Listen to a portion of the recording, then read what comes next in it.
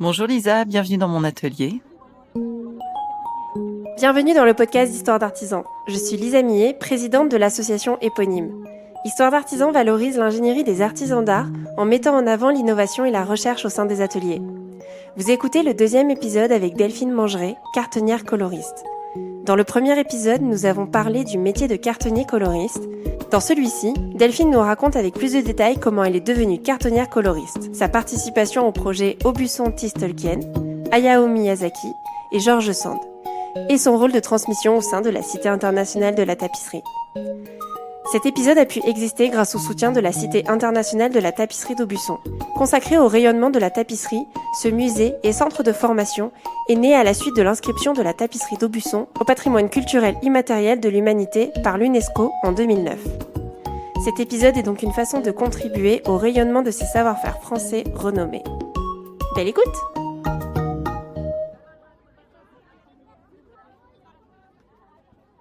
Bonjour Delphine et merci de m'accueillir dans ce qui n'est pas ton atelier. On en a déjà parlé dans l'épisode 1. Nous ne sommes pas dans ton atelier. Nous sommes dans le centre de formation de la Cité internationale de la tapisserie d'Aubusson. Delphine, tu es cartonnière. Est-ce que tu peux me raconter ta rencontre avec ton métier ? Alors tout d'abord, moi je suis hyper locale. C'est-à-dire que j'ai passé un bac littéraire art plastique juste en face de la Cité internationale de la tapisserie, donc à Aubusson. Et donc j'ai juste, après l'obtention de ce bac, j'ai juste traversé la rue et j'ai passé le concours d'entrée. Parce qu'avant que ce lieu soit Cité de la tapisserie, c'était une école des arts décoratifs dans laquelle on apprenait le métier de lissier en 3 ans. Donc j'ai toujours aimé les couleurs, les matières, le dessin. Enfin voilà, ça c'est quelque chose depuis toute petite qui m'anime. Et il s'avère que à Aubusson, on a ce savoir-faire qui est la tapisserie et qui réunit tous ces éléments-là. Et donc voilà, j'ai passé le concours de cette école que j'ai intégré donc en 1998 et j'y suis restée 3 ans jusqu'au brevet des métiers d'art, art et technique du tapis et de la tapisserie de Lys. Et donc pendant ces 3 années, eh bien j'ai appris à faire des cartons, à travailler les couleurs, à connaître les matières, les fils et à tisser. Donc tout ce qui est très très important pour réaliser mon métier de cartonnière. Et ensuite, après l'obtention de ce diplôme, j'ai voulu continuer à explorer le monde de l'art. Et là, j'ai passé le concours de l'école des Beaux-Arts de Bourges, école dans laquelle je suis restée 5 ans. Donc j'ai obtenu mon DNSEP, Diplôme National Supérieur d'Expression Plastique, en 2003. Je suis partie en région parisienne et je suis revenue en Creuse en 2007. Et en 2007, j'ai entendu dire que la manufacture Robert Fourche cherchait un cartonnier et je me suis présentée. Donc je n'avais jamais exercé en tant que lissière, jamais exercé en tant que cartonnière, puisque après avoir passé mon brevet des métiers d'art, voilà, je me suis plutôt orientée vers d'autres techniques artistiques, mais j'ai laissé de côté le tissage. Et en 2007, quand j'ai entendu dire que la manufacture Robert Fourche cherchait un cartonnier, je me suis présentée. Et donc depuis 2007, je fais des cartons pour la tapisserie à Aubusson. Et depuis 2017, je travaille avec la Cité de la tapisserie sur les grandes tentures Tolkien et Hayao Miyazaki. Donc, tu dis que tu es vraiment rentrée dans ce métier avec la manufacture Robert Fourche, mais c'était un poste en CDI, en CDD ou de freelance ? Alors voilà, j'étais à mon compte, en fait, j'ai créé mon entreprise et donc mon atelier. Et donc je ne travaillais pas dans l'entreprise, dans la manufacture. J'ai mon atelier à part, en fait, je suis autonome. Donc voilà, après je me rendais aussi souvent que nécessaire à la manufacture Robert Fourche, mais je travaillais dans mon atelier à part, oui. Et donc, c'est toujours le cas aujourd'hui, tu es toujours indépendante et tu es une sorte de sous-traitante sur le sujet carton. Exactement. En fait, j'ai mon propre atelier et dans le cadre des projets de la Cité de la tapisserie, je réponds à un appel d'offres sur la partie carton, couleur. Et voilà, je réponds à un marché et ensuite, je facture en fait mon intervention. Donc, je suis indépendante. Je suis en sous-traitance, oui. Et dans le cadre de la manufacture Robert Fourche, est-ce que c'est eux qui viennent te voir en te disant « là, on a besoin d'un carton » ou c'est toi qui leur proposes des cartons ? Alors non, je travaille toujours sur un projet d'artiste. En fait, je ne suis pas créatrice, je suis interprète. Donc le sujet à chaque fois est proposé par un artiste et moi je vais l'interpréter pour pouvoir le transposer en tapisserie. Ok, donc la manufacture Robert Fourche fait appel à des artistes et ensuite donc on a toujours ce système de maquette. Donc l'œuvre à interpréter sous un format plus réduit. Et ensuite, l'image donc existe en version numérique, en haute définition. Elle est imprimée sur papier à la taille de la tapisserie. Et donc après, voilà, moi je fais tout le travail de recherche de couleurs et de carton. Ok, donc si les gens veulent des détails, ils peuvent aller écouter l'épisode 1, puisque c'est le sujet de l'épisode 1, mais ok, je comprends. Donc, tu travailles à la fois avec la Cité internationale de la tapisserie et la manufacture Robert Four. Est-ce que tu as d'autres clients? En fait, quand je réponds à un marché de la Cité de la tapisserie, dans le cadre des grandes tentures, je vais travailler avec tous les ateliers et manufactures, avec tous les corps de métier. C'est-à-dire que quand la Cité lance un marché, elle lance un lot carton couleur, un lot teinture, un lot échantillon et un lot tissage. Donc chaque corps de métier va répondre à ce marché et répondre au lot qui lui correspond. Donc moi je réponds au lot carton. Nadia Petkovic, elle va répondre au lot teinture. Et puis, les ateliers qui vont tisser les tapisseries, ils vont répondre au lot tissage. Donc, il y a une mise en concurrence, c'est-à-dire qu'il n'y a pas qu'un seul atelier qui répond à ce marché, à ce lot. Et pour pouvoir sélectionner l'atelier ou la manufacture qui va réaliser la tapisserie, l'entreprise donc va fournir un devis, mais elle va fournir aussi un échantillon. C'est-à-dire que on va choisir un extrait de l'image du projet à la taille de la tapisserie et les ateliers vont réaliser en tissage l'extrait donné. Et ensuite, donc, tous les échantillons tissés sont anonymisés et ensuite l'artiste vient à Aubusson. On met tous les échantillons côte à côte et en fait, on va choisir l'atelier ou la manufacture sur échantillon. Donc voilà, l'artiste va regarder le travail des textures, le travail des écritures, le tissage, le tissu. Enfin voilà, il y a tous ces éléments. On a toute une grille. Voilà, l'atelier qui va tisser la tapisserie sera choisi essentiellement sur échantillon. Donc il y a aussi bien sûr le devis qui compte, puisque si l'enveloppe proposée est hors enveloppe, on a aussi un budget à respecter. Et donc, c'est tous ces éléments qui vont permettre de choisir l'atelier. Donc, ça veut dire que moi, par la suite, par exemple, sur le projet Tolkien et le projet Hayao Miyazaki, j'ai pu travailler avec tous les ateliers, avec l'atelier A2, avec l'atelier des Justelissières, avec l'atelier Guillot, la manufacture Robert Four, la manufacture Pinton, enfin voilà, tous les ateliers du territoire, l'atelier Françoise Vernaudon. Tous ces ateliers ont participé à ces projets, donc j'ai pu travailler avec tous les lycées travaillant dans ces différents ateliers. Et je crois savoir que tu n'as pas que ce rôle de cartonnière, tu as aussi un autre rôle pour la Cité de la Tapisserie. Alors, au dernier étage de la Cité de la Tapisserie, lieu dans lequel nous sommes actuellement, il y a un centre de formation. Et dans ce centre de formation, j'ai en charge la coordination et j'enseigne aussi la couleur et le carton. Donc je donne 4 heures de cours par semaine le lundi après-midi et là en fait je vais enseigner mon savoir-faire, comment traduire une gamme de couleurs en gamme peinture pour un projet et après donc comment aussi on travaille le carton et puis dans le cadre du CAP donc diplôme de première année, les stagiaires ont une épreuve de peinture. Donc là aussi je les prépare à cette épreuve de 4 heures, une épreuve de peinture et sur la deuxième année, ils ont une épreuve d'art appliqué de 6 heures avec différentes planches à réaliser et voilà, là aussi je les prépare à cette épreuve et ce qui est fabuleux c'est que l'ensemble de notre équipe pédagogique est composé de professionnels puisque le dessin est enseigné par Chloé Paty qui est aussi lissière, qui a son atelier de tissage à Aubusson en centre-ville, l'atelier des Justelissières. L'enseignement du tissage est mené par France-Odile Perrin-Crinière, qui a un atelier de tissage aussi à Aubusson, l'atelier A2, par Sarah Chassin, qui est lissière à la manufacture Robert Four. Donc on a aussi ces deux profils, une lissière directrice d'un atelier privé et une lissière qui travaille en tant que salariée en manufacture. Donc, et moi qui suis cartonnière, Alice Bernadac, qui enseigne l'histoire de la tapisserie, l'histoire de l'art, qui est conservatrice à la Cité de la Tapisserie. Émilie Zwinski, qui elle a en charge le centre de documentation de la Cité de la Tapisserie, qui enseigne aussi toute la partie art décoratif. Donc voilà, l'ensemble de l'équipe pédagogique en fait est au cœur de l'actualité aussi de la tapisserie. Ça veut dire que on enseigne, mais aussi on partage notre quotidien, notre métier, puisque par exemple, les stagiaires assistent à tout le travail de mise en couleur du projet Miyazaki. On leur fait part aussi de notre actualité tapisserie.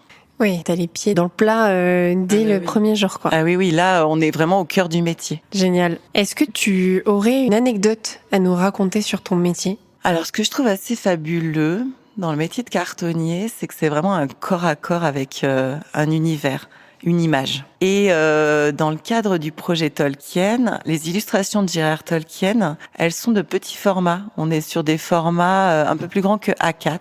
Et elles ont été traduites en tapisserie dans des formats beaucoup plus grands puisqu'on est sur des pièces entre 9, 10, 11, 12 mètres carrés. Donc il y a ce changement d'échelle qui est assez impressionnant. Et j'ai le souvenir, quand je travaille sur les cartons, donc les images agrandies qui font plusieurs mètres carrés, donc je les travaille au sol et je fais vraiment partie de l'image et j'ai le souvenir sur une des illustrations de Tolkien d'avoir repéré sur l'image agrandie, alors que je ne l'avais pas vue sur l'illustration en petit format, l'empreinte de J.R.R. Tolkien. Alors je suppose que c'est la sienne, mais voilà, je retrouvais en fait toutes les lignes comme ça de l'empreinte d'un bout de doigt et je me suis dit waouh.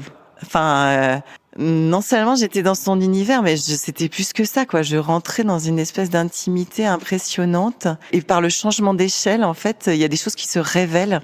Et ça va au-delà de l'image, quoi. Et il y a cette anecdote sur Rivendell que Tolkien nous a raconté. En fait, J.R.R. Tolkien était en train de travailler tard le soir sur cette illustration de Rivendell. Et en fait, l'un de ses enfants, il me semble que c'est Christopher, mais je voudrais pas dire de bêtises, s'est réveillé dans la nuit et il s'est rendu dans l'atelier où son père était en train de travailler cette illustration. Et il s'avère qu'il avait peut-être fait un cauchemar, enfin il était pas bien, il était en train de pleurer et il y a une larme qui est tombée sur l'illustration.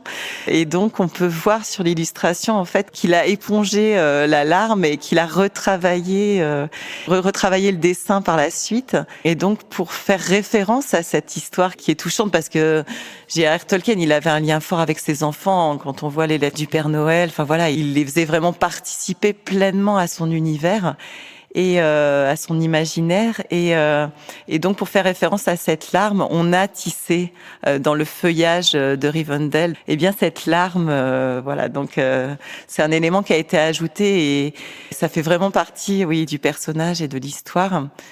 Et ouais, c'est ça, c'est vraiment ce corps à corps avec l'image que je trouve moi assez fabuleux. Là, je travaille sur Totoro, une pièce de 31 mètres carrés et Totoro, il est aussi grand que moi et il est dans cet écrin de végétaux et c'est fabuleux quoi. En fait, on plonge dans l'image quoi, on plonge dans l'univers. On est en immersion quoi. Quand on dit que la tapisserie c'est un art immersif, c'est vraiment ça. J'allais te dire, tu dois en rêver la nuit, non ?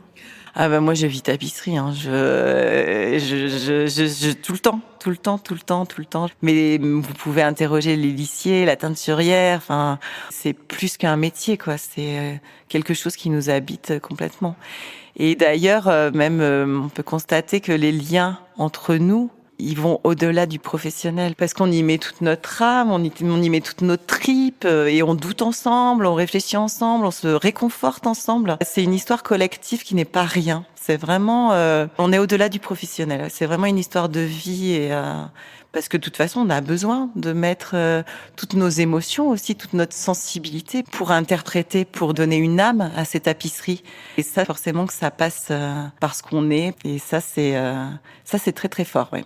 C'est d'autant plus fort que on sait qu'aujourd'hui, les métiers de l'artisanat d'art sont des métiers relativement isolés, chacun dans son atelier. Et c'est d'ailleurs pour ça que les ateliers partagés ont tant de succès. C'est qu'en fait, ça permet aux gens de se retrouver. Et en fait, vous faites exception. Oui, je sais pas. Oui, il y a peut-être d'autres métiers d'art qui il y a sans doute d'autres métiers d'art. En l'occurrence, les souffleurs de verre très souvent travaillent à plusieurs, puisque sinon tu peux pas faire les pièces de la taille que tu souhaites. En fait, j'allais dire que c'est dans les autres métiers. Alors, j'ai pas rencontré tous les métiers de l'artisanat d'art, hein. Il y en a 281, je les ai pas tous rencontrés. Mais l'impression que j'ai, c'est que dans les autres métiers, en fait, tu dois t'associer pour monter en échelle. Alors que vous, c'est vraiment pour vivre, en fait, pour exister. Oui. Si, j'ai eu l'occasion de visiter la manufacture de Sèvres et c'est vrai qu'il y a des métiers au sein de la manufacture qui ont été découpés. Mais dans les faits, un céramiste, il peut faire absolument toutes les étapes de sa céramique. Faudrait que je réfléchisse à si je trouve d'autres exemples.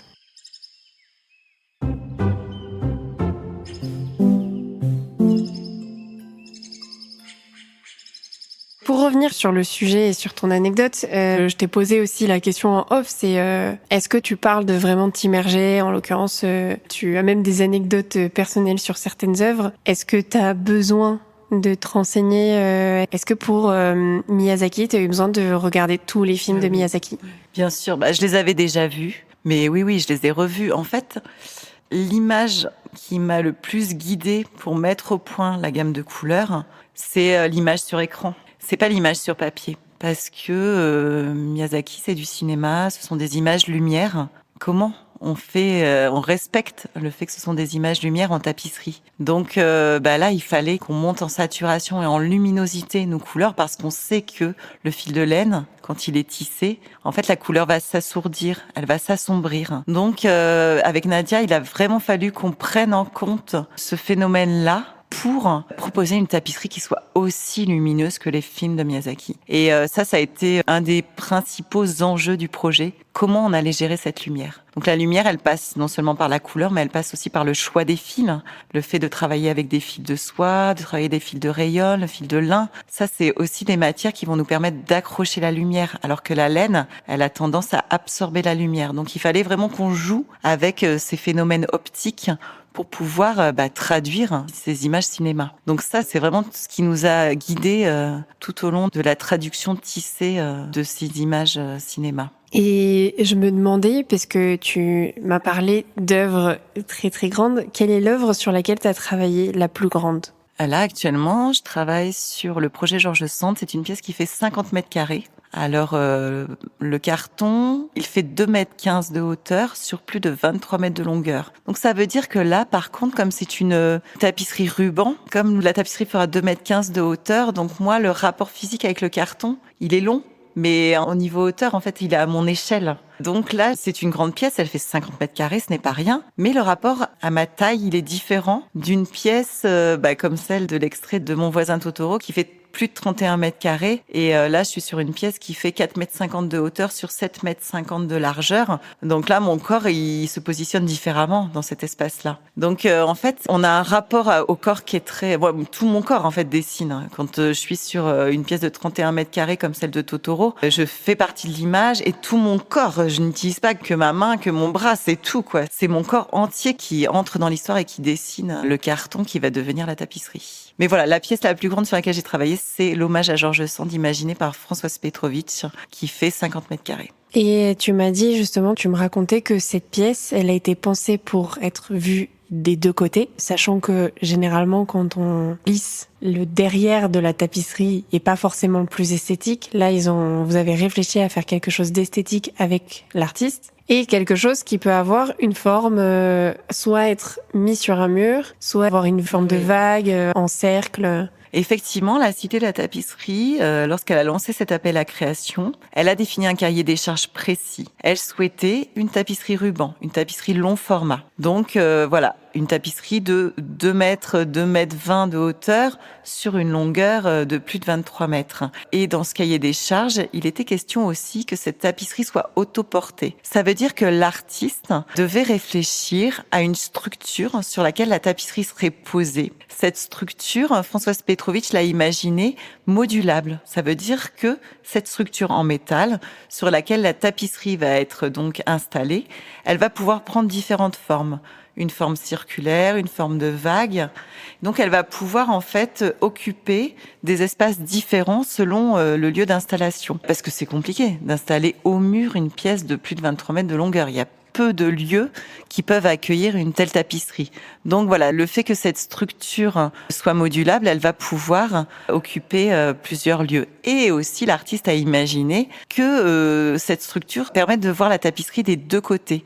Donc le recto et le verso. Donc certaines parties de l'envers de la tapisserie seront visibles et d'autres seront recouvertes d'un tissu. Donc il va y avoir comme ça un jeu d'intermittence entre des parties visibles et des parties non visibles. Et donc l'envers d'une tapisserie propose une esthétique aussi très intéressante puisqu'on a tous les fils en fait qui correspondent aux nœuds de démarrage et d'arrêt de couleur. Et donc ça donne en fait le motif du sujet mais avec complètement brouillé, parasité par ces fils. Et c'est cette esthétique-là qui a beaucoup plu à Françoise Petrovitch et qu'elle a souhaité aussi mettre en valeur dans son projet. Est-ce que tu pourrais nous raconter un projet sur lequel tu as fait de la recherche et de l'innovation, même si je sens que tu vas me dire, tous, Lisa. Eh ben oui, tous, Lisa. En fait, chaque nouveau projet est un défi. À chaque fois, on a ce début où on se dit, oh là là, mais non, mais on va jamais y arriver. C'est pas possible. Comment on va faire pour pouvoir traduire le projet de l'artiste? C'est ça qui est super. C'est qu'on est dans un art vivant. C'est tous ces artistes qui viennent à Aubusson avec un projet, une envie de tapisserie, une envie de textile. Eh bien, ils viennent avec des propositions qui nous obligent à mettre notre savoir-faire en question. On le remet en question, on repense, on réfléchit. En fait, rien n'est paisible, rien n'est routine. On est à chaque fois obligé de repenser les choses, repenser quel fil, repenser les couleurs, repenser les techniques. Et c'est ce qui fait qu'on fait évoluer notre savoir-faire et qu'on est sur un art vivant. Par exemple, dernièrement, le projet Miyazaki, on a vraiment réfléchi aux textures parce que le cinéma de Miyazaki, c'est de l'image, c'est de la lumière, mais c'est aussi des sons. Et c'est aussi des textures. Et ça, comment à partir d'une image figée, on va pouvoir donner cette sensation de lumière, donner cette sensation de texture. Alors on peut pas faire de son, mais faut que le minéral, on lui donne une impression de dureté, de froid, le métal idem. Comment on va donner l'impression de la vapeur d'eau qui sort du château ambulant? Là, on a joué avec du fil de mohair, donc qui donne ce côté encore plus dufteux. En fait, on va chercher le bon fil, chercher la bonne texture, chercher les bonnes écritures qui vont permettre en fait de traduire en textile tout ce qu'on peut ressentir là en l'occurrence dans le cinéma de Hayao Miyazaki. Et par exemple sur le projet Hommage à George Sand, donc imaginé par l'artiste Françoise Petrovitch, Nadia Petkovic, la teinturière, elle a imaginé un fil qu'on appelle le fil tavelé. En fait, le fil comprend différentes nuances de couleurs ou de valeurs. Donc le fil, en fait, elle a développé une façon de teindre qui va donner, en fait, au fil différentes nuances.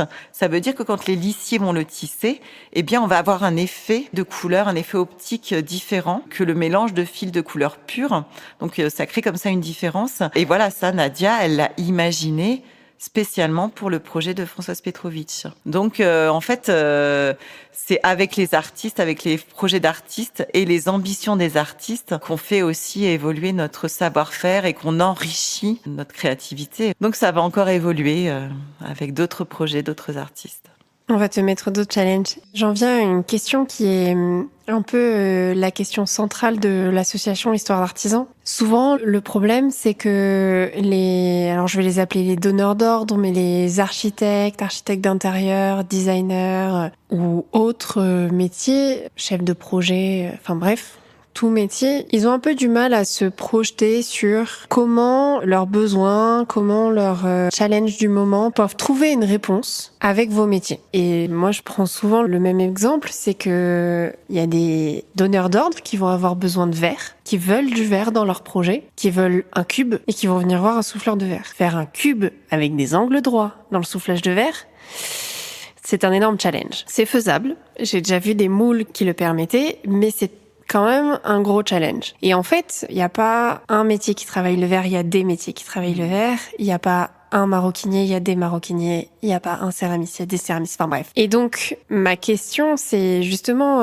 est-ce que toi, t'aurais une réponse pour permettre aux gens d'imaginer comment ils pourraient collaborer avec toi? Alors, tu veux dire un artiste? Ouais, en fait, quel serait le déclic pour se dire, en fait, j'ai envie de faire une tapisserie et du coup, j'ai besoin d'une cartonnière? Alors, après, c'est ce que je te disais tout à l'heure, le métier de cartonnière, en fait, la plupart des lissiers sont cartonniers. Et donc, quand un artiste vient à Aubusson, à un projet tissé, qu'il se rend dans un atelier, en fait, il passe pas par un cartonnier puisque le lissier fait aussi tout le travail de préparation. Là, il s'avère que la cité souhaitait un cartonnier sur ses projets grandes tentures parce que, comme ce sont plusieurs tapisseries, eh bien, il souhaitait créer une ligne esthétique, que toutes les tapisseries, en fait, répondent à une seule esthétique, qui est une harmonie. Donc là, ils ont souhaité que ce soit une seule personne qui réalise tout le travail de préparation. Mais après, Quand un artiste vient à la cité, qu'il a un projet de tapisserie, la première chose qu'on va faire, c'est lui montrer les tapisseries, lui expliquer ce qu'est une tapisserie, car notre intention n'est pas de reproduire un projet d'artiste à l'identique. On n'est pas sur une copie. On est vraiment sur une interprétation, une transcription. Et ça passe par ce qui est propre, par l'esthétique de la tapisserie. Les textures, les matières, les écritures techniques. Et donc, toute cette plasticité que propose la tapisserie, eh bien, on va la présenter aux artistes et pour qu'ils se projettent sur ce que pourra être sa tapisserie. Mais qui ne sera en aucun cas une reproduction à l'identique de sa maquette. Nous, ça nous intéresse pas. En fait, on veut faire de la tapisserie. Et l'artiste, en fait, ça n'intéresse pas non plus. Il ne veut pas une copie de sa maquette. Il veut vraiment une interprétation. Donc voilà, on n'a pas peur de faire de la tapisserie, de travailler avec des gros grains, de donner vraiment une présence textile forte aux différents projets d'artistes. Qu'est-ce qui ferait qu'un artiste viendrait à Aubusson ? Ou même, tu vois, par exemple, je suis architecte d'intérieur pour des boutiques retail. Qu'est-ce qu'une tapisserie apporterait à ma boutique ? Tu vois, c'est ça en fait. Moi, j'ai l'habitude de dire, si vous allez voir l'artisan, une fois que vous avez dessiné tout votre projet, c'est trop tard. Parce qu'en fait, l'artisan, il a une connaissance dans le matériau. Vous connaissez les tapisseries... Attends, comment elle s'appelle déjà, la tapisserie la plus connue ? Ah, la tapisserie de Bayeux, l'Apocalypse ou que je sais pas. Celle avec la licorne. La dame à la licorne. La dame à la licorne, voilà. Je pense que beaucoup... Quand on imagine tapisserie, on pense à la dame à la licorne ou même la tapisserie de Bayeux. On pense à... Qui n'est pas une tapisserie, qui est une broderie en fait. Qui est une broderie. La dame à la licorne, c'est une broderie ? Non, la dame à la licorne, c'est une tapisserie. Enfin, c'est une tenture composée de plusieurs tapisseries. Ok, donc on imagine quand même des couleurs relativement fades. Enfin, par exemple, je suis designer d'intérieur pour une boutique. Moi, j'ai l'habitude de dire que quand tu fais appel à l'artisan, une fois que tu as dessiné ton projet et que tu lui dis, bah voilà, je veux tel luminaire, c'est trop tard. Parce qu'en fait, l'artisan, le bronzier d'art, le souffleur de verre, le céramiste, si tu lui dis, je veux tel effet, il va être en capacité de te dire, ben, pour obtenir tel effet, on peut travailler le métal de cette façon, on n'est pas obligé d'en faire des luminaires, mais on peut en faire des réflecteurs de lumière. Et en fait, moi, c'est ce qui m'a marqué en fait en visitant le musée, c'est que une tapisserie, en l'occurrence, pour l'instant, j'ai vu que celle de Miyazaki, mais les tapisseries de Miyazaki sont brillantes, elles sont fortes, elles sont impactantes, et je pense qu'on n'a pas encore assez d'exemples pour montrer que t'es pas obligé de faire une tapisserie fade qui a perdu toutes ses couleurs, parce qu'en fait c'est l'image qu'on en a encore. Mettre une tapisserie dans ta boutique, c'est potentiellement lui apporter de la couleur, raconter l'histoire de ta marque. Et en fait je trouve que la problématique elle est là. Elle est que les donneurs d'ordre ils vont arriver en disant je veux ça, et pas en disant mais même tu vois je me dis s'ils viennent vers toi et qu'ils te disent on a je sais pas Chanel qui a fait un dessin un jour et on veut que tu le réinterprètes pour en faire une tapisserie dans une boutique, mais c'est extraordinaire comme sujet. Et en fait, je pense qu'on est encore trop... Je connais l'utilisation du matériau et je vais le répliquer parce que je l'ai déjà vu ailleurs. Et mon sujet, il est, mais faites confiance aux artisans. Je trouve que, en tout cas, tous les artistes avec lesquels j'ai pu travailler jusqu'à présent, ils sont vraiment curieux. Ils sont curieux, ils sont ouverts, ils sont dans l'échange. En fait, ils sont prêts à faire de la tapisserie. Avec la Cité de la Tapisserie, on veille effectivement à ça quand on les reçoit à Aubusson. Dans un premier temps, on va leur proposer une immersion dans ce que peut être la tapisserie à Aubusson. Et on va leur présenter les différents corps de métier, on va aller voir les tapisseries dans le musée. Donc ils vont pouvoir s'imprégner en fait de cet univers tissé et des possibilités plastiques de la tapisserie. Et on veille vraiment à leur dire que non, on va pas faire une reproduction à l'identique de votre projet, mais il va y avoir une interprétation. Après, ça demande aux artistes un certain lâcher-prise, parce que la tapisserie, c'est un métier d'art qui demande du temps, qui demande beaucoup de temps. Et les lissiers, quand ils tissent une tapisserie, eh bien, elle est à l'horizontale, mais en fait, ils la tissent sur l'envers. Et on ne voit la tapisserie tous les 30 cm, puisque on avance dans le tissage, on enroule la tapisserie sur l'ensouple avant pour pouvoir dérouler du fil de chaîne. Et donc, il y a tous ces éléments-là qui font qu'en fait, on voit pas la tapisserie, mais même les lissiers ne voient pas la tapisserie. Donc, ça veut dire que quand les lissiers réalisent une tapisserie, ils sont à la fois dans le détail, la vue de près, mais ils sont aussi tout le temps dans la vue d'ensemble. En fait, ils ont la maquette aussi du projet, la vue d'ensemble tout le temps sous les yeux. En fait, ils sont obligés de jongler. Ils tissent sur l'envers, ils voient pas tout. Enfin voilà, il y a plein de conditions qui font que c'est un métier. Enfin, je connais pas d'autres métiers d'art, par contre, qui ont toutes ces caractéristiques où on ne voit pas, on voit quelqu'un, c'est terminé. Une fois que c'est fait, on peut pas réintervenir dessus, donc ça demande une attention constante. Et puis voilà, ça demande à l'artiste un certain lâcher prise parce que l'artiste, il peut pas toujours être là. C'est pas lui qui fait. Là, c'est le lissier qui fait. C'est pour ça qu'il faut absolument qu'on ait bien compris l'œuvre de l'artiste, parce qu'après, il y a une confiance qui doit s'installer entre l'artiste le teinturier, l'artiste le cartonnier, l'artiste le lissier. Donc c'est tous ces corps de métier en fait vont œuvrer ensemble. Mais l'artiste il est là, mais il est pas là en fait. Il est pas là. Donc c'est ça. Il faut que l'artiste fasse confiance au lissier. Et puis quand je parle lissier, je veux dire à l'ensemble des corps de métier. Puis il faut que nous, cartonniers, teinturiers, lissiers, on puisse travailler aussi en pleine plénitude, parce que si on sent que l'artiste n'a pas confiance, et en fait, on ne sera pas bien. Et si on n'est pas bien, on va pas bien travailler. Donc voilà, c'est vrai que c'est une relation, c'est particulier, quoi. Et puis, en fait, on ne va voir l'ensemble de la tapisserie qu'en même temps que l'artiste, une fois que la tapisserie sera terminée et qu'on va assister à la tombée de métier. Alors la tombée de métier, c'est un moment aussi incroyable. La tombée de métier, en fait, la tapisserie est terminée. On se réunit tous les acteurs qui ont participé à ce projet, l'artiste, et puis il y a plein d'autres personnes qui viennent. Donc on est très très nombreux à participer à ce moment-là. Et à tour de rôle, on va couper les fils de chaîne afin de délivrer la tapisserie du métier à tisser. Et là, enfin, on déroule la tapisserie et on la met au mur. Et là, on la voit tous pour la première fois dans son intégralité. Donc, là, c'est un moment très très fort en émotion. Et puis on appréhende toujours en fait que la tapisserie ne pèse pas à l'artiste, parce que voilà, on sait jamais. Même si on fait tout pour bien cadrer, pour bien mener notre histoire, pour bien répondre au projet de l'artiste, mais on est toujours cette appréhension en fait. Enfin, la tapisserie se dévoile et on la voit tous ensemble. Oui, c'est des moments très très forts. Oui. On en vient à la question sur toi, tes envies et tes projets futurs. Alors là, actuellement, je suis sur Mon voisin Totoro, et puis je continue le carton George Sand. Après, moi, je travaillais sur de tels projets, dans de telles conditions. Moi, j'invite la Cité de la Tapisserie à imaginer d'autres projets. Et non, c'est une histoire fabuleuse et moi, j'ai encore plein d'envie de travail avec d'artistes. Après, je suis pas non plus cantonnée à une esthétique précise. En fait, moi, je trouve que tous les projets sont intéressants. Et en fait, même s'il y a des projets que j'affectionne plus que d'autres, moi, je m'investis tout autant dans chacun des projets. Donc, je suis hyper motivée et j'y mets tout mon cœur. Voilà, je souhaite qu'il y ait d'autres beaux projets et pour pouvoir continuer aussi à travailler avec toutes ces belles personnes et tous ces artistes incroyables qui nous permettent de faire avancer notre savoir-faire.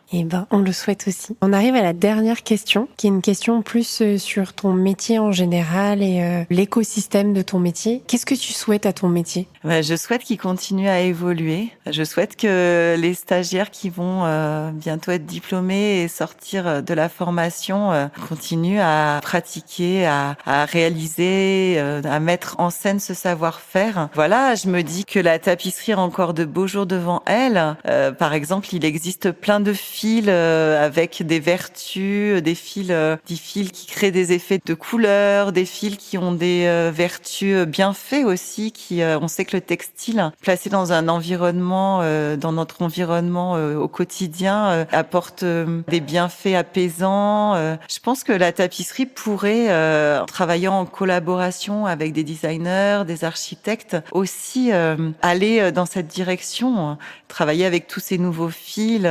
Et puis la tapisserie, on sait qu'à l'origine, elle sert d'isolation. Donc dans les châteaux, les tapisseries, non seulement elles étaient décoratives, mais aussi elles permettaient d'isoler du froid. Voilà, la tapisserie, c'est quelque chose qui pourrait nous permettre permettent aussi de lutter contre le chaud. Réintégrons la tapisserie dans nos intérieurs. Mettons du textile pour notre bien-être, pour notre... voilà, ça nous apaise. Créons des cocons textiles dans nos intérieurs. Et puis, je pense qu'il y a encore plein de choses à faire. Eh ben super. On a hâte de voir l'évolution de ce métier et de ses applications. Merci beaucoup Delphine. Merci pour Lisa. ton temps. Et c'était génial de découvrir ce métier avec toi et dans ce très beau cadre. Puis je te dis à très bientôt. À très bientôt.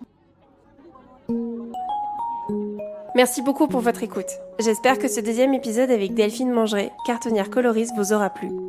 Vous pouvez continuer de m'aider à faire découvrir les histoires d'artisans au plus grand nombre en mettant une note, un commentaire et en vous abonnant sur votre plateforme de streaming préférée. Vous pouvez nous retrouver sur Instagram pour découvrir le métier en images. Nous sommes toujours heureux de recevoir vos témoignages et vos ressentis sur les épisodes de podcast. Si vous avez envie de nous transmettre un message, vous pouvez nous écrire à podcast@histoiredartisan.com. En attendant, je vous dis à bientôt avec de nouvelles histoires.